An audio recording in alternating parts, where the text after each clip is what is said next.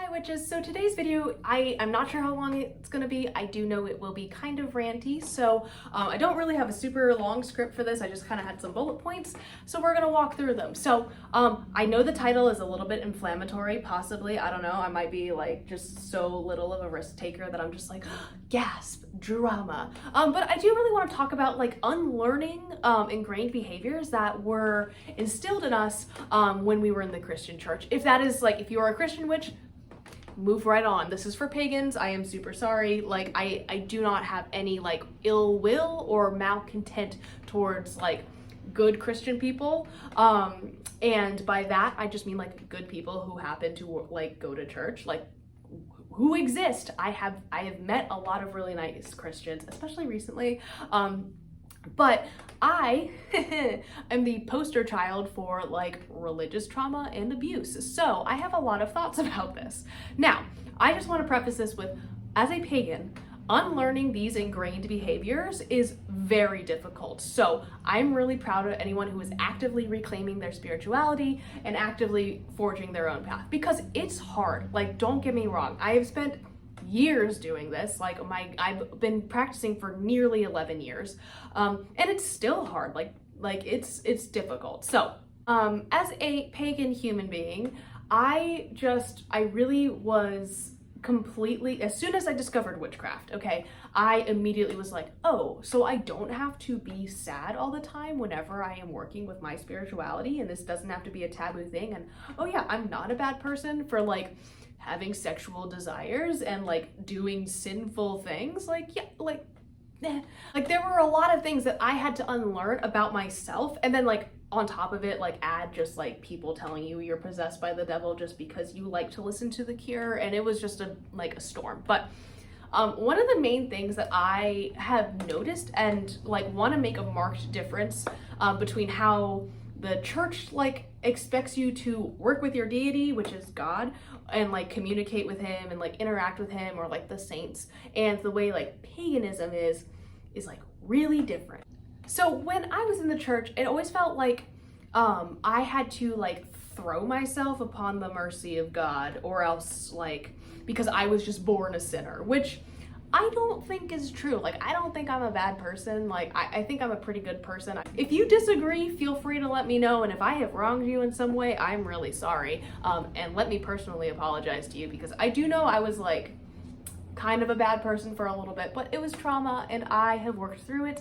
And anyways, but like overall, I don't think I'm like a terrible human being. Like I'm pretty confident in that assertion, which is growth, because if you had asked me 2 years ago, I would be like, I'm trash. But anyways, I feel like I had to like beg this God to even like pay attention to me, because I was just this underling, this weakling, this like creature that wasn't even worthy of attention. So that's like, that was like that gave me a complex, let me tell you. But when I work with my deities, like now, I feel like it's more working side by side towards a common goal. And I do worship, don't get me wrong, you can watch my whole video yesterday. But I feel it's more of like a collaborative effort for your general well-being, or like your betterment, rather than you just like begging for help from a God that may or may not listen, depending on how he feels that day. Like, that uncertainty is just like not something I'm good with. Like, I'm a Virgo, I like things to be a certain way all the time. Like, I just and having a God who like doesn't pay attention to me. I don't know why I put quotations around that. I'm sorry. If you are a Christian and you work, you know, it's fine. It's valid. But I just feel like I broke free of that. Like, it almost felt like a victim mentality, if I'm honest with you. It almost felt like I was like, please like me, God, like, please just let me get into heaven. Even though I found out like recently that apparently if you're Catholic, like, and you have been baptized and you like accept God at the like very last second before you die, you still get into heaven, which I'm just like, good to know, have that in the back pocket. It's cool. But yeah, I just feel like, you know, in terms of deity work, prayer and offerings are defined by your own relationship with that deity or deities. And it's not like doctrine. It's not like, okay, you must do this thing, or we must do this thing every single year, or whatever, or you must take communion every week. Otherwise, you know, God have mercy on your soul, or whatever it is, whatever that thing is, in the church. So I also feel like my communication with my deities is a lot more intuitive, or like driven by my own intuition, which is not something that I think is actually talked about a whole lot in church, where I always felt like I was supposed to hear God talking to me like in my head, like a secondary voice. For me, in my practice, it's more like intuitive feelings rather than like a voice in my head. Like, I feel like if I heard a voice in my head, I would be like really freaked out and probably go see a doctor. But that's just because I'm not clairaudient, right? So if you do, that's fine. It's however you work with your deities. But I work with them in a more intuitive manner, where I just kind of like know things without knowing how I know that. A lot of my practice is defined through how I feel about it. So there's that. Next thing I wanted to touch on is multiple deities, because that is something that is not super approved in the Christian church. Now, I, of course, did start with Wicca, so I did have a god and a goddess. For me, it was the Morrigan and Hearn. I do not practice Wicca anymore, but I feel like it did inform a lot of the foundations of my practice, and I don't think that's necessarily a bad thing.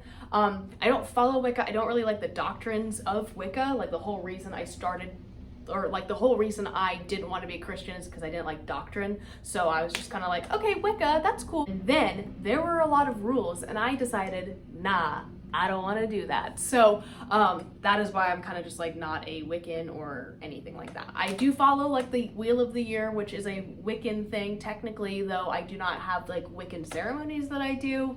And certain ways I set up my altars are kind of Wiccan, and like I use a couple symbols, but like beyond that, like that is like, I'm even reaching on that one, saying that like it just like informed the foundations of my craft. Anyways, but with that, I like learned to realize that like having multiple deities is okay. I had a god and a goddess. Okay, awesome. And it was like that for like 10 years. Only until this year, when I started like actually like living in it every day, did 3 more kind of just appear. And they're like, finally, she's ready to listen to me. And I'm like, great. Another thing that's different for me with like paganism versus Christianity is the fact that there is not really a holiday season, where like I feel like as like a person growing up in the church, you had like Easter, which is like fine, but it's like little, and then you had Christmas, which was like obviously the big one. If you do follow the Wheel of the Year, there are like 8 holidays that are spaced evenly amongst throughout the year, so there's a holiday pretty much every month. On top of that, there are full moons, which is like in Wicca called an esbat. And that is actually something that people do celebrate. I don't really celebrate. I just make moon water and do witchcraft. But some people actually do celebrate and gather with their covens and like have a full celebration for that, which is awesome and beautiful. And if you do that, cool. But on top of that, you have the full moon and the Wheel of the Year. You also have deity specific holidays. If you work with a specific deity, the one that's coming to me is Freya, sorry.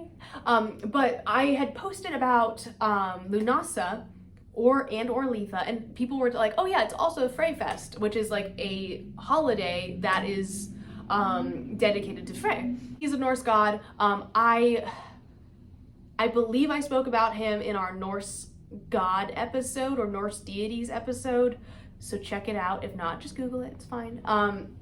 And he is super duper neat. But that, if you don't follow the Wheel of the Year, but follow like the Norse pagan like holiday calendar, then there's that too. And like, or Celtic pagan, or however you decide to practice. If you are a Hindu witch, perhaps there are other things that I don't even know about, or other holidays that are sacred to your god. So I think that, or gods, I should say. So I think that is really beautiful, and it's something that I like actually really love. And like, there's no like, I don't know, I feel like with holidays and stuff, you have to be like proper and you have to like dress nicely. For Beltane, you can like literally just like go into the woods and have sex. Like, that is a like common practice. So with all that being said, and now to piggyback off of that one, I do feel like there is obviously a very heavy taboo on sexuality and like sex and like your gender presentation, your sexual orientation, which does not exist within paganism. If anyone tells you that you have to be a certain way in order to be a pagan or in order to be a witch, tell them to fuck off, like legitimately, because that is the dumbest thing I've ever heard in my entire life. You do not have to be a woman to be a witch. Like, that's not a thing. You don't have to be like straight or, you know, anything like that. Like, you don't have to be a certain way in order to practice witchcraft, which I think is something really beautiful that like we can like bring into our practice, especially people who are part of the LGBTQ community. So like unlearning that sense of shame, I think, and I think that's really what the overarching theme of this is, like unlearning those like things that you were like shamed for within the church. So like individuality, or like you know, you're not praying hard enough, that's why God's not talking to you. Like that kind of like weird, like you're not doing enough, so therefore you're a bad person, is something that I really hope you guys can unlearn with me. Now, again, I did have years of therapy to help, so I'm not just like this happy-go-lucky, like, just like because I'm a pagan. I did have therapy, so I do want to make that clear. However, unlearning, like I started that unlearning process when I started my path. So I really hope that paganism can be a healing thing for anyone who does have religious trauma. Before I could talk about this for like hours, but if you do want to speak to me about this, my DMs are always open. You do not have to worry about like trauma dumping, like don't worry about it. I am telling you right now, I am an open person to talk to. So I feel for you. If you are actively like unlearning some of these negative behaviors that stem from your time in the church, I am rooting for you. I am proud of you, and you're doing great. It is a really tough thing to do. So if you've made any steps towards that, great. I'm really proud of you. And if you haven't, that's okay. Don't worry about it. You will get to that point at some point if you want to. Completely up to you. So anyways, your path is your own. You guys are doing great. I will see you guys tomorrow. Bye.